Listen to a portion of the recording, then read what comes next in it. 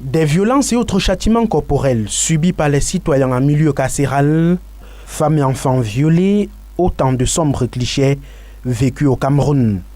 Une réalité, même si les acteurs de la société civile estiment que certaines organisations internationales de défense des droits de l'homme amplifient parfois les faits. Car récent, le rapport d'Amnesty International. Amnesty International exagère quelquefois.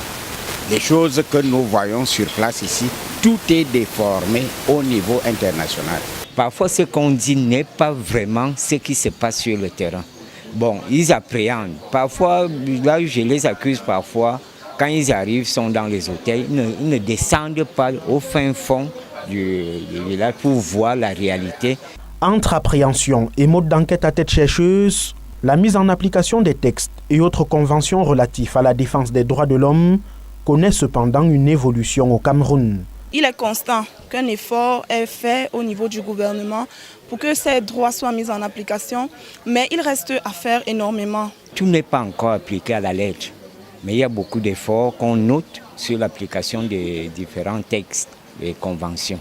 Certains membres de la société civile jettent un doigt accusateur sur le laxisme des acteurs de la mise en pratique des textes, souvent influencés par des raisons subjectives. Ceux qui sont appelés à appliquer ça ne le font pas comme cela se devrait. Tout le monde sait que nous sommes un État corrompu.